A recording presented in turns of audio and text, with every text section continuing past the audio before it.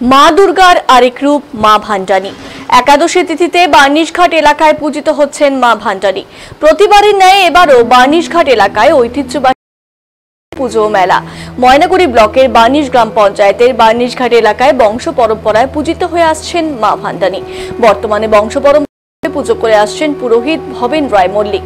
তিনি জানান, এই পুজো প্রায় আনুমানিক বছরের পুরনো।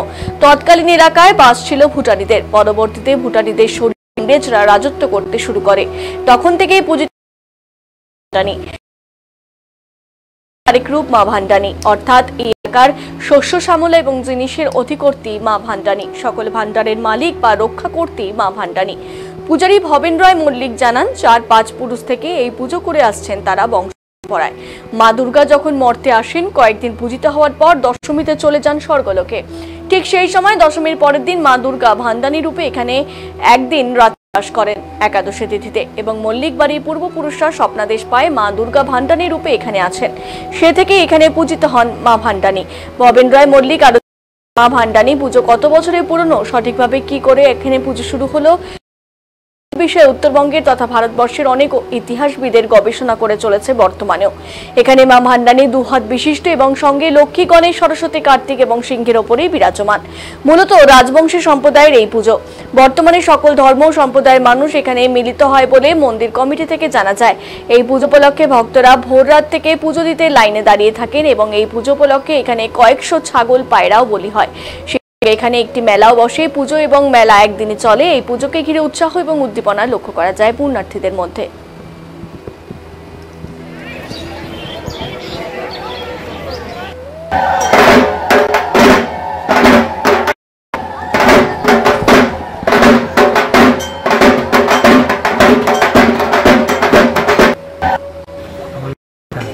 বলে আপনারা কি বছর আসেন এখানে? আমরা প্রতি বছরই আসি। তো কটার থেকে লাইনে দাঁড়িয়ে আছেন? আমরা 6টার থেকে দাঁড়িয়ে আছি। 6টা থেকে? 6টার থেকে। তার আগে বহু লোক আসে, মানে মোটামুটি 3:30-4টার থেকে লাইন পড়ে যাচ্ছে। লাইন পড়ে যাচ্ছে। কমিটির সাথে কথা হলো, ওরাও বলতেছে যে বহু সকাল থেকে লোকজন আসতেছে। আমার নাম ভবেশ সাহা। বলে আপনি কোথায় আসছেন আজকে এখানে পুজো দিতে? বড় ভান্ডানী। কটার থেকে লাইনে দাঁড়িয়ে আছেন? 4:30 থেকে। তো মোটামুটি লাইনে দাঁড়িয়ে আছে, আমার অনেক লোক দেখলাম। মোটামুটি কখন থেকে দাঁড়িয়ে আছে এখানে? কত সকাল থেকে দাঁড়িয়ে আছে?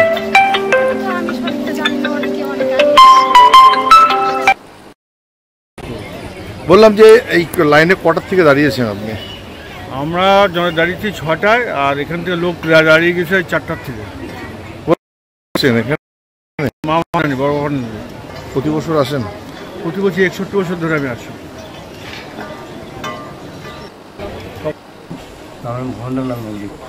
আপনি তো এই যে ভান্ডানী পুজো, তাদের প্রতিষ্ঠাতা কি আপনারাই? হ্যাঁ, আমাদের বাপ থেকে। কত বছরের এই পুজো এটা? এটা বছরতে আপনার যারা গবেষণা বিজ্ঞ তারাই বছরতে 500 বছর আছে না। হ্যাঁ, এই বেঙ্গলি ডিপার্টমেন্টের, হ্যাঁ হ্যাঁ ইউনিভার্সিটি। হ্যাঁ, সেই তো একটা গবেষণা করছিল, তাতে আপনার 500 বছরের একটা আনুমানিক দিয়েছে। বললাম হ্যাঁ, কোন এখানে তো তৎকালে আপনার ভুটানেরা রাজত্ব করতো। ভুটানের পরে ব্রিটিশ আসলো। আচ্ছা, ব্রিটিশের পরে তারপরে তো গণতন্ত্র আসলো। গণতন্ত্রের পরে তারপরে এই চলছে। তার কত বছর হইতে পারে? মানে 500 বছর ধরে নিতে পারে। আচ্ছা, বললাম যে এটা কোন তিথিতে এই পূজাটা হয়ে থাকে?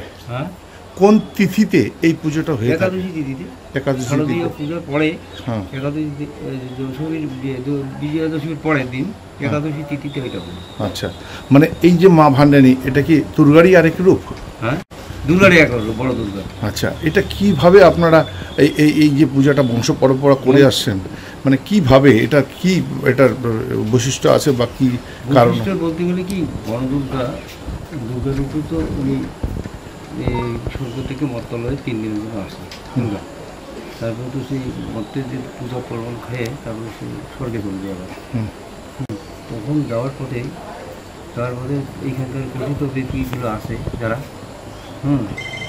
তারা এখানে ওই তুমি মা চলে যাচ্ছ সবার সুরজে না, তাহলে তোমার সঙ্গে আমার কোনো সাক্ষাৎ হবে না, তুমি কোনো রূপ নিয়ে এখানে পুজো স্থাপন করো। তখনই মা ভান্ডানী তখন দশভূজা পরিত্যক্ত করে এই পুজো হইল। দ্বিবুধাতে, তো দ্বিবুধাতে তার হচ্ছে মা ভান্ডানি পুজো। মানে এখানে তো সিংহ নেই, হ্যাঁ, না বাঘ। সিংহের বদলে বাঘ। তা সবাই থাকলো, পাঁচশো সব থাকলো।